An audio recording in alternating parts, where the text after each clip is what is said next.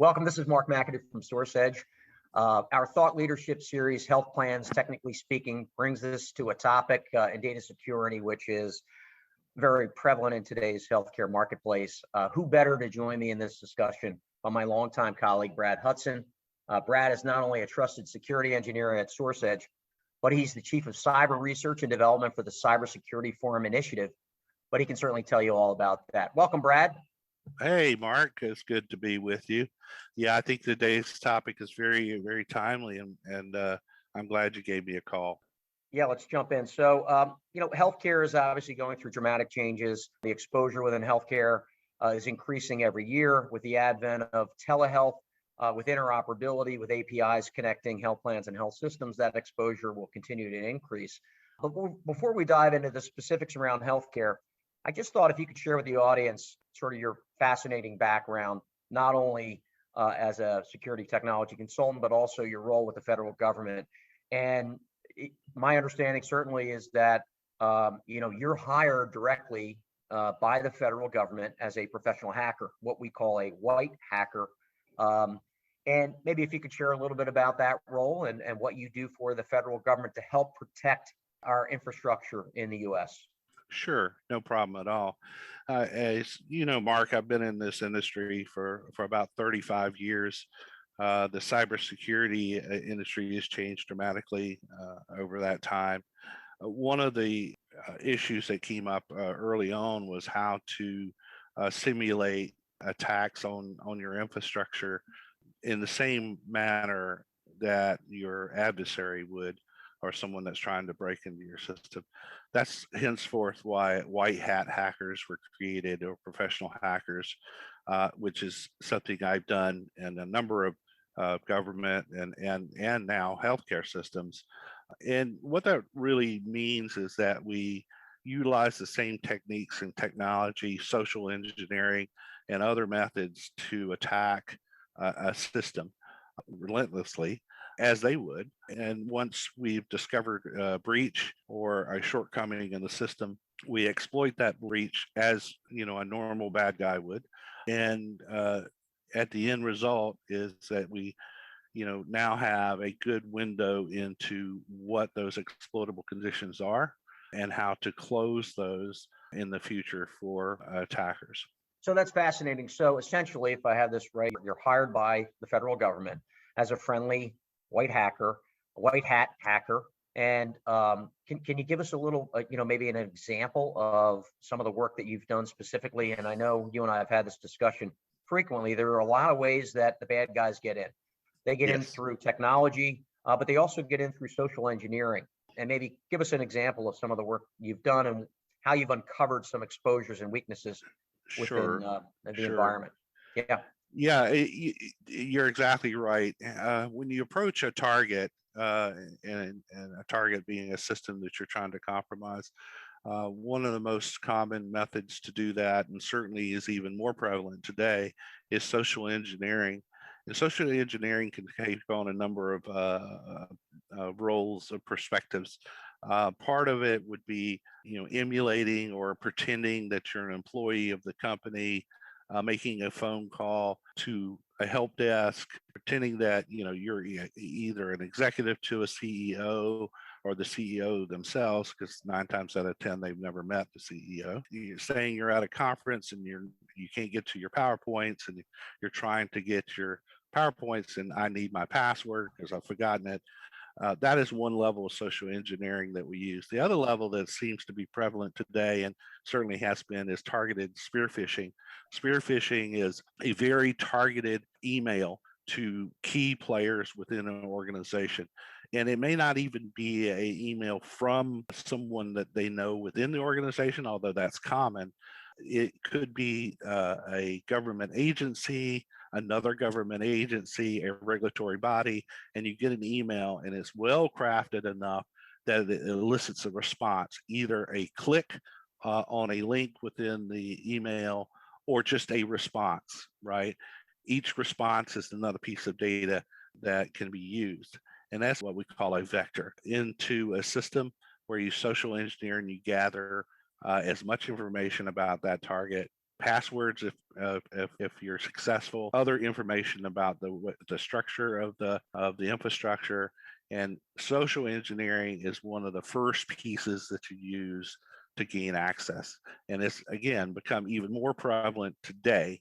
And I can certainly elaborate that on in the future, but that's kind of exactly, some of the initial vector points into an attack that we use as well as the bad guys use. So let me get this straight.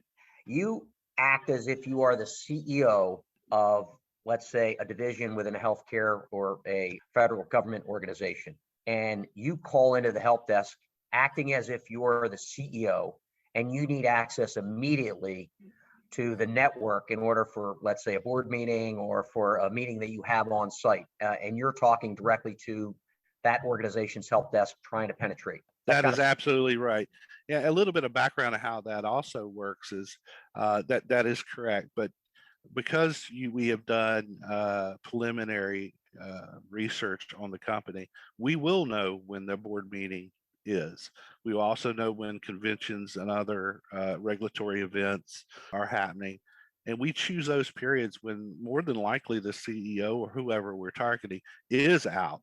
They are, and it's known within the company that it's either a board meeting week, because that becomes quite hectic when the board is around, or it is a convention or some other event in Washington or some other area.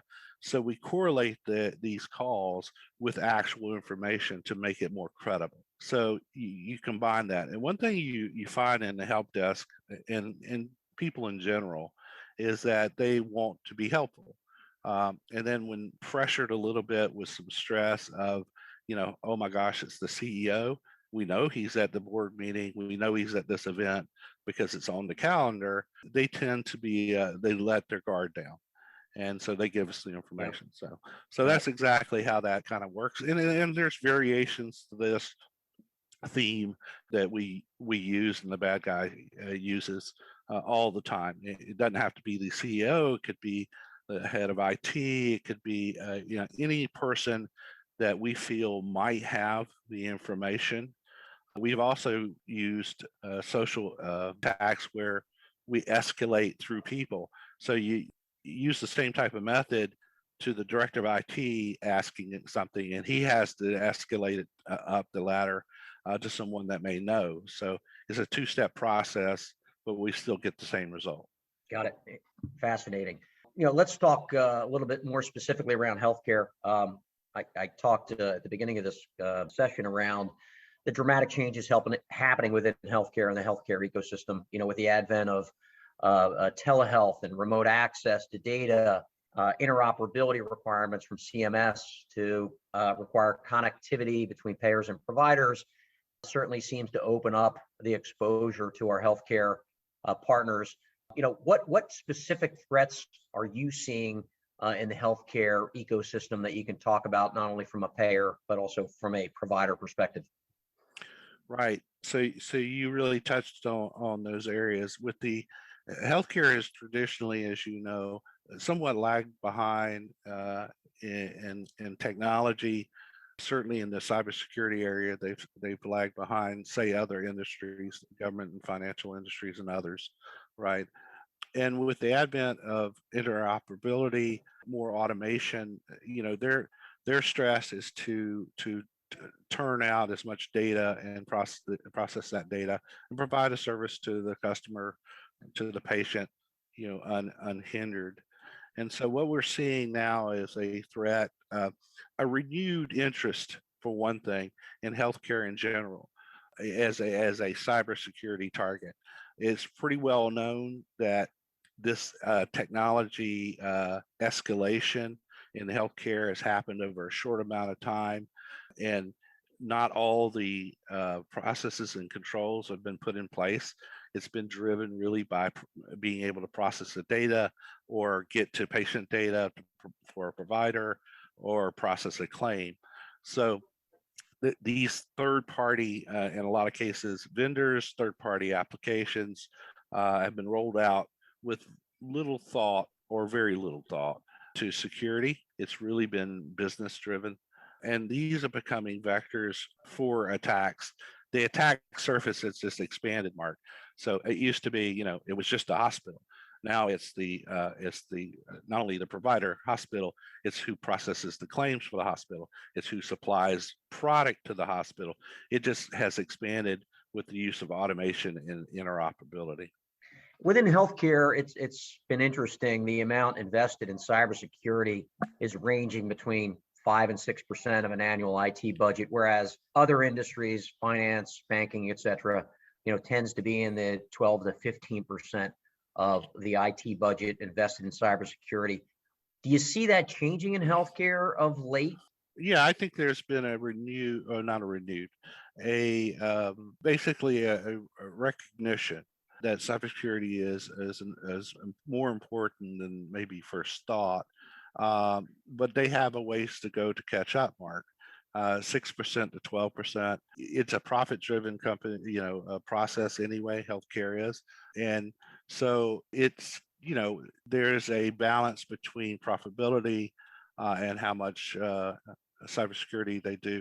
Cybersecurity, unfortunately, for years, as you know, has been looked as a cost of doing business. It's a cost. There's no benefit, But in reality, as you've looked at the recent data breaches in the healthcare industry and from ransomware and others, there is a huge cost of not providing proper cybersecurity, up to $9 million per incident in some of the ransomware pieces. So, and then the cost of reputation. So I think there's a recognition that there needs to be some changes. Whether it's happening fast enough, that is debatable. But certainly, I think there has been some recognition. Where healthcare right now is having a struggle is not only the investment in those dollars or in cybersecurity, but also recognizing where they're vulnerable at.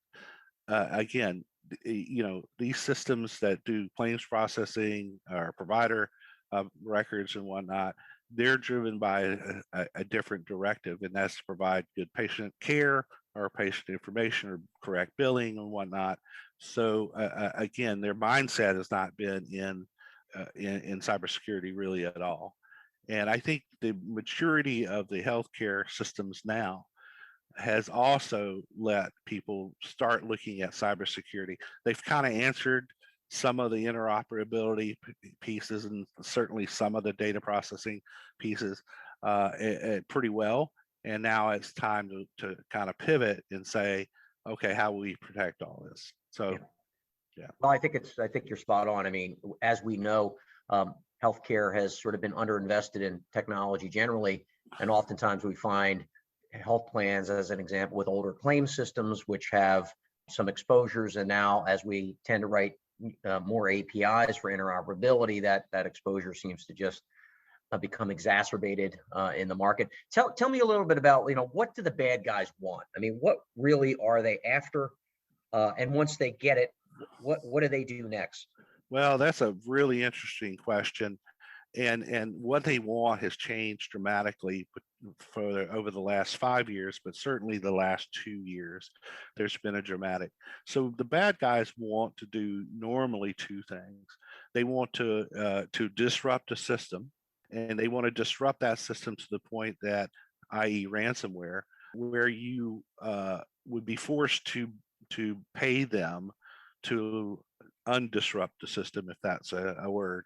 In other words, to let them have access back to their patient records. So it's a financial gain. That is one area.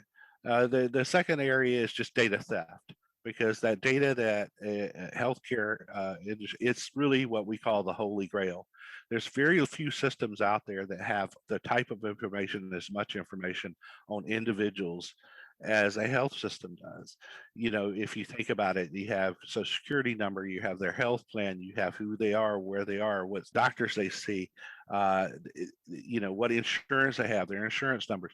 It is really a holy grail for a hacker to get this information, even more appealing than, say, financial records at this point, because you have not only the financial records out of healthcare systems, you have all this other wealth of information, right?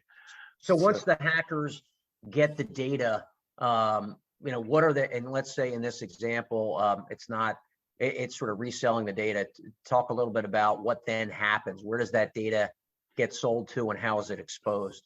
Yeah, so that also has changed a lot.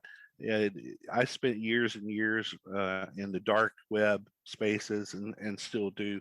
That was primarily the point where you resold stolen data, and it still is to some extent. But there's as technology's moved on in the industry and in general, hackers have improved as well. There's actually things basically um, in the cloud that you can actually subscribe to as a hacker and not only launch attacks, but launder your ill-gotten goods through as well. It's like an exchange, right? So their technology's improved. Most of the time, it's through either what we call, illegal exchange system or in the dark web. And then they piece that data out because the data is actually useful in chunks.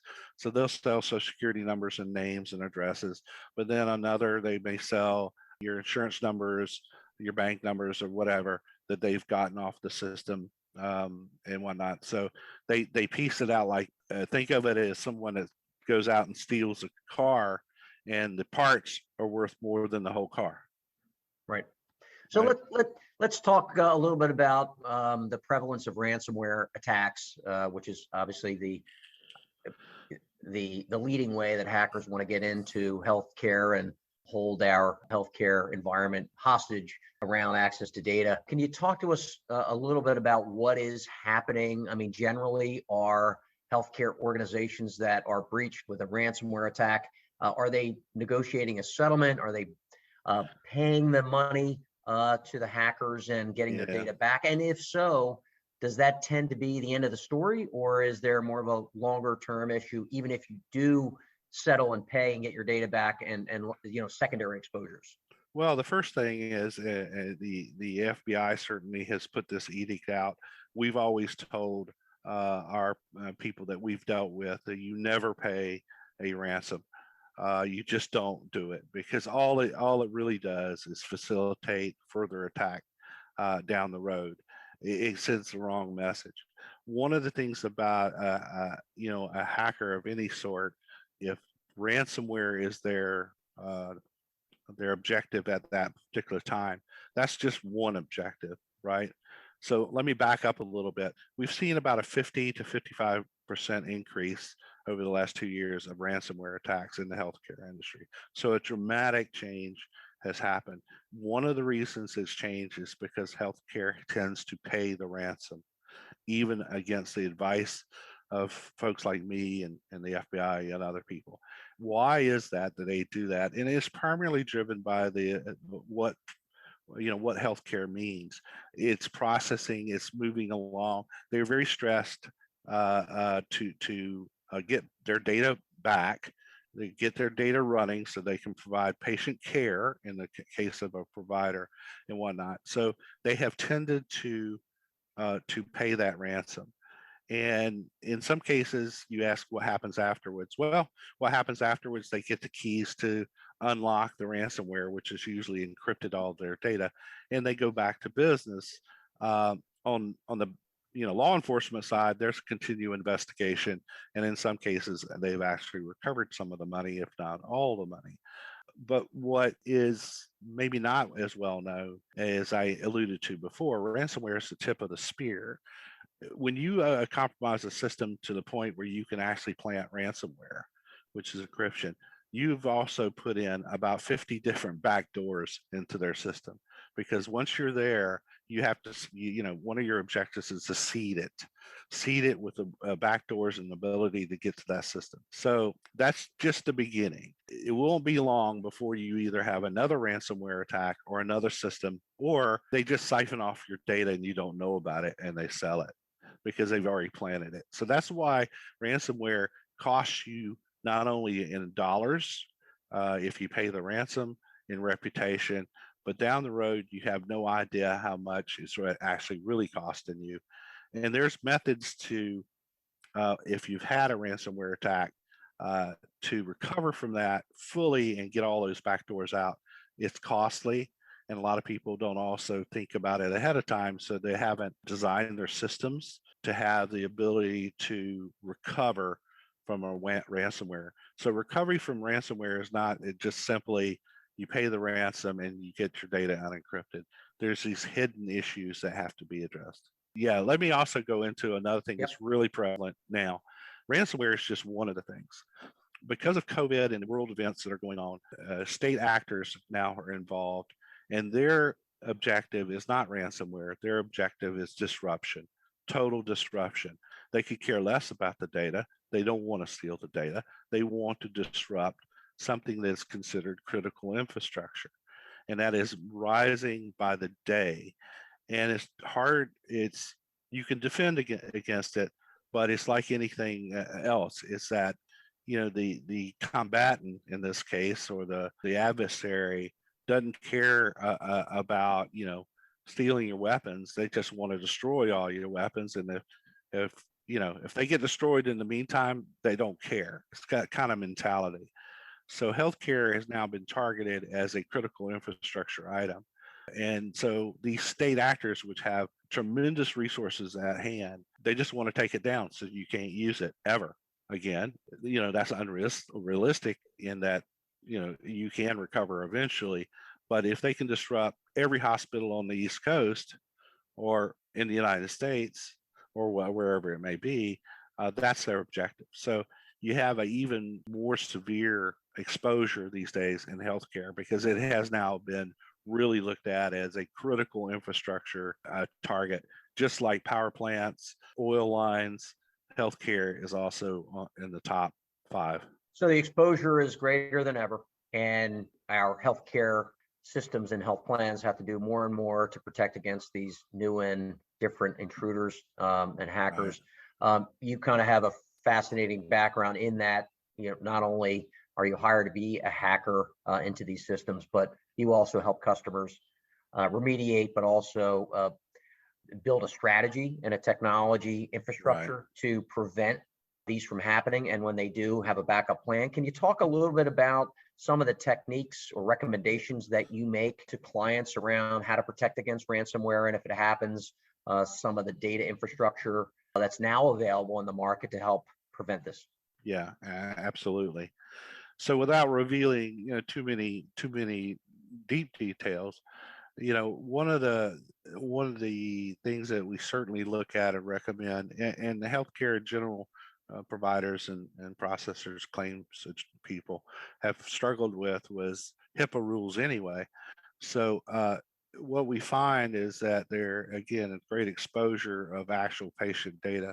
So one of the recommendations we look at initially is how to mask that data, especially in what we call lower environments, or environments that have accessibility to third-party vendors. And that is a good way to prevent or deter the attack. If that data that they actually get is useless, and this is especially with ransomware, they'll just move on to another target. But also you have a regulatory obligation to do that anyway. But what we found is that people struggle with that.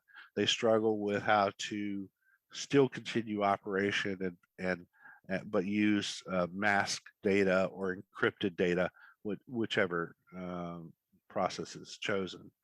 So that's one certain thing that we look at. Also third-party integration is also a pretty good vector of attack.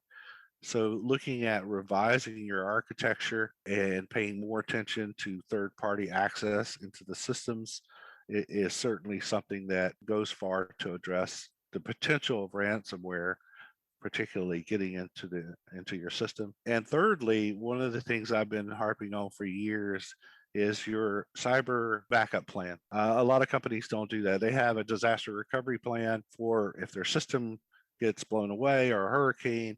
They have most of organizations do not think of those terms of a cyber disaster recovery plan, and you have to.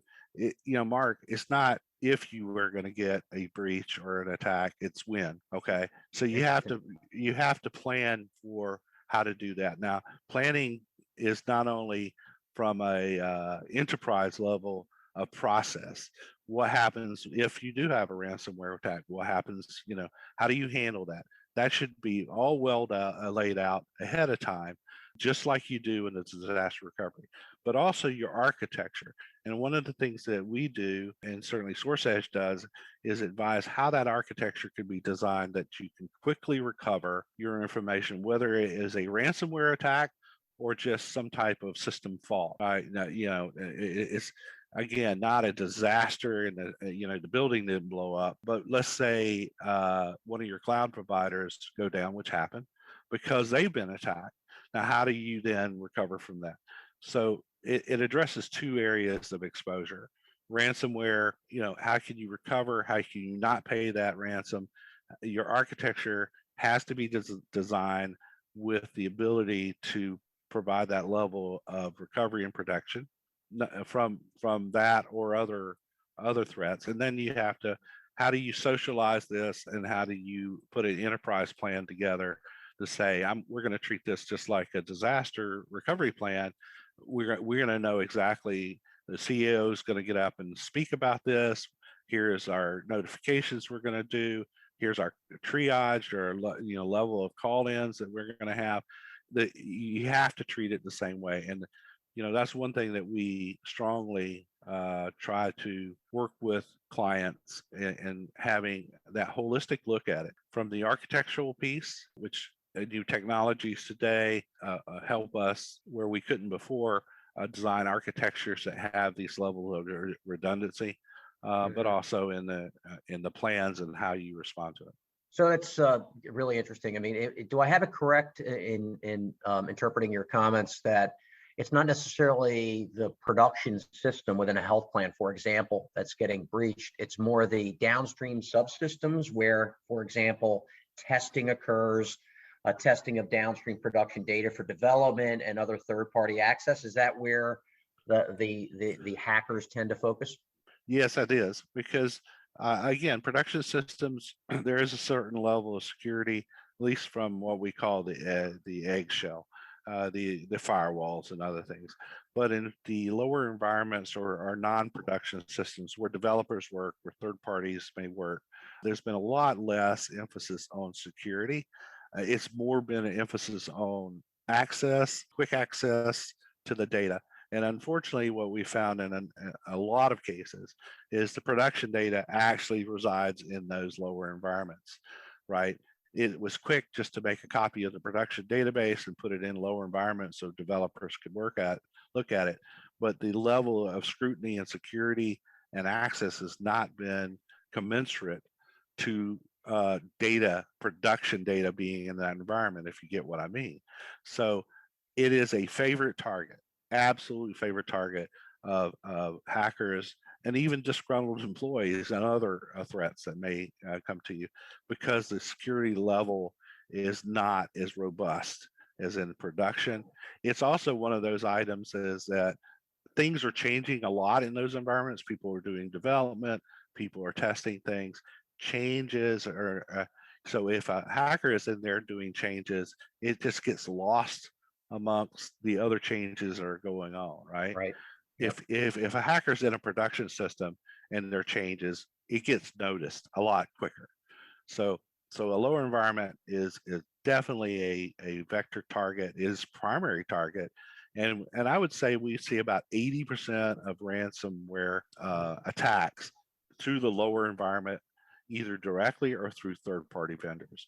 Very little are in production. And in the real world, when everyone wants production data to do development, you can sort of understand why that happens. I mean, there's just more and more new application development is happening to keep up with all the changes in healthcare. And the reality is that developers are using production data and third parties are accessing production data. And you can see that as a significant exposure. As we sort of wind down here, Brad, you've literally been a pioneer in the concept of data vault. And I know it's a topic that's sort of near and dear to your heart. You've been working on this for a number of years.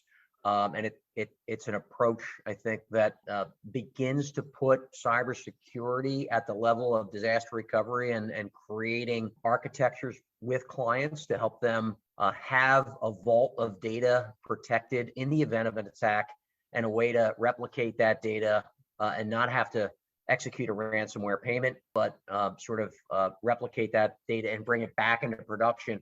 Can you just spend a couple of minutes maybe on your thoughts Sure, around the importance of the data vault in today's environment? sure. Yeah, it's so people that may be listening to us talk will say, well, we have backups and whatnot. You know, we do a backup.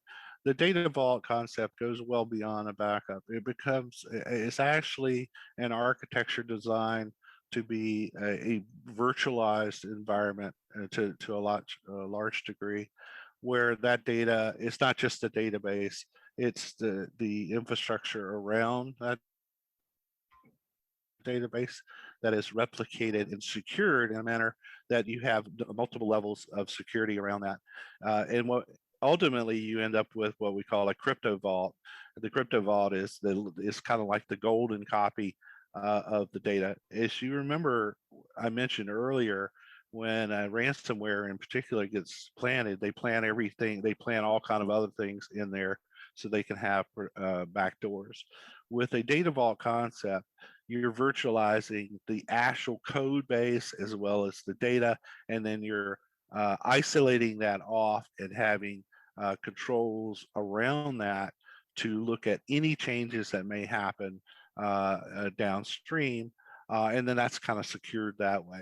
Because if you have to recover again back from the ransomware, you have to recover not only the data, but people forget the last step, which is the code. And that's actually where we plant all these other backdoors, not in the database. We plant it in the systems, right? So the data vault concept looks at taking a pristine look at the entire infrastructure, virtualizing it and subdividing it, and being able to quickly have access to stand up the system. With a data vault system, you could recover from ransomware probably within a few hours at worst. Yeah. You could basically have your entire system back running with no ransomware, and you could still serve your customer.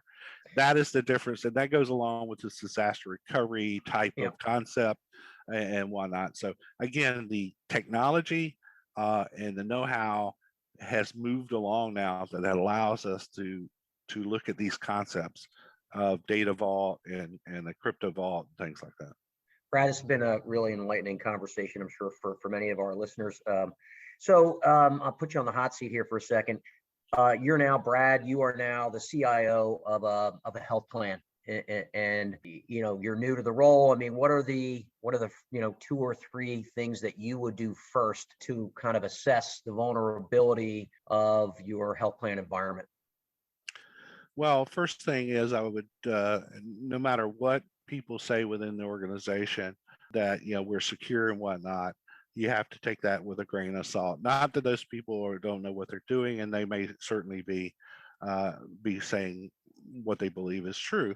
One of the first things I would do would be to engage someone like SourcEdge to look at their infrastructure, and especially their lower infrastructure, to assess whether there's exposure there within that lower environment, patient data and whatnot. That would be the first step I would do, is get a fresh set of eyes on that.